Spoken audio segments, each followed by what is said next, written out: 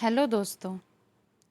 आज जो कहानी मैं आपको सुनाने जा रही हूँ वो बाप और बेटी के ऐसे रिश्ते की है जिस रिश्ते की तुलना और किसी रिश्ते से नहीं की जा सकती।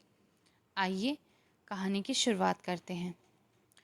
नताशा आज अपने घर की दीवारों पर सफ़ेदी करवा रही थी। पूरे घर में काम खत्म होने के बाद अब जाकर नताशा को चैन पड़ी। वो थोड़ा आराम करने के लिए अपने कमरे में गई। वो बस बैठी ही थी कि बाहर से कुछ गिरने की आवाज़ आई। नताशा कमरे से सीधा बाहर की ओर भागी और उसने देखा कि दीवार पर वाटर कलर्स गिरे हुए थे। कभी दीवार पर, कभी कमरे के फर्श पर आन्या अपने कलर्स गिरा देती थी। उसकी इस आदत से नताशा बहुत परेशान थी। आन्या की आदतें छुड़वाने के लिए नताशा ने कितना कुछ किया।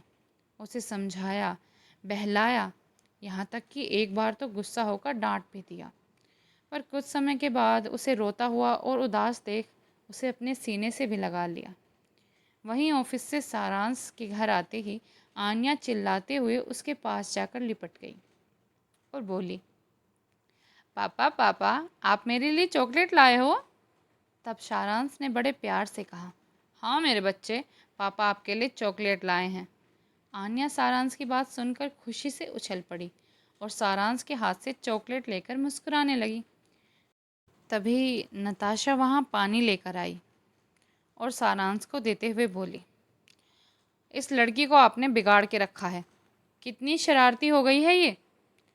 सारांश बोला, तो क्या हुआ नताशा, बच्ची ही तो है हमारी। नताशा बोली, बच्ची ही है पर बच्ची एक दिन बड़ी भी होगी।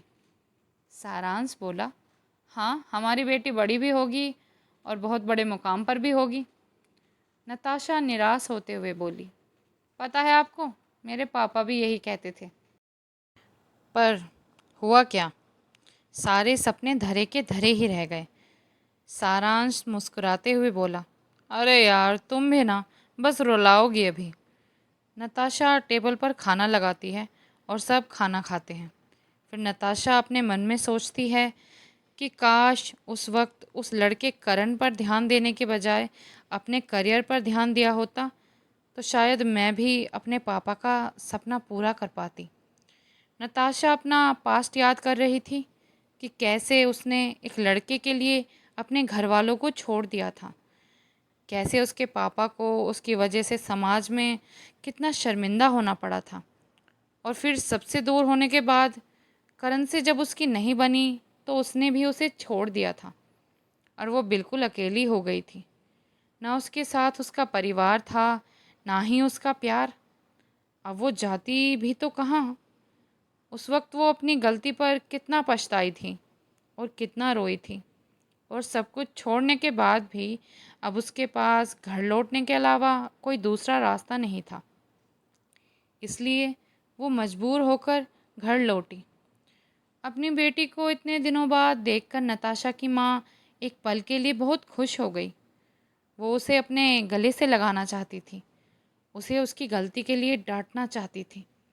लेकिन फिर उनको नताशा के पापा की बात याद आई तो उनके कदम रुक गए। वहीं नताशा घर के बाहर खड़ी थी, इस इंतज़ार में कि उसके परिवार वाले उसे ज़रूर स्वीकार कर लेंगे और घर में बुला लेंगे। उसे बाहर खड़े खड़े बहुत देर हो गई थी। अब तक कोई उसे मिलने नहीं आया। आता भी कैसे, उसके पापा ने सबको उससे मिलने से मना जो किया था।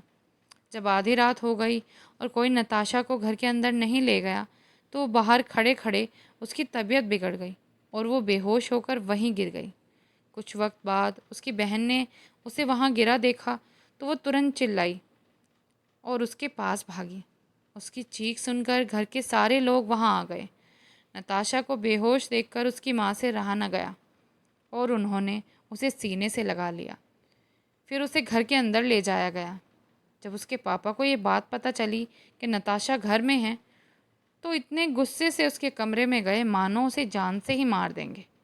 नताशा के पापा जैसे ही कमरे में गए वहाँ उन्होंने अपनी नाजुक परी को जिस हालत में देखा उसके बाद तो उनकी आंखों से आंसू ही नहीं रुके। उनको उस वक्त केवल अपनी बेटी से बातें करनी थी। वो बेटी जो बेहोश थी और उसको होश ही नहीं आ रहा था। नताशा की बिगड़ी हालत की वजह से सारे घर वाले परेशान थे। थोड़ी देर बाद उसको जैसे ही होश आया, उसने अपनी माँ को अपने पास पाया। उसके पापा को जब पता चला कि नताशा को होश आ गया है, तो वो तुरंत उसके पास आए। नताशा ने जब अपने पापा को देखा तो वो रोने लगी और बहुत रोई। उसे रोता देख उसके पापा ने उसे चुप होने के लिए कहा। नताशा ने उनसे माफ़ी मांगी और उसके पापा ने उसे माफ़ कर दिया।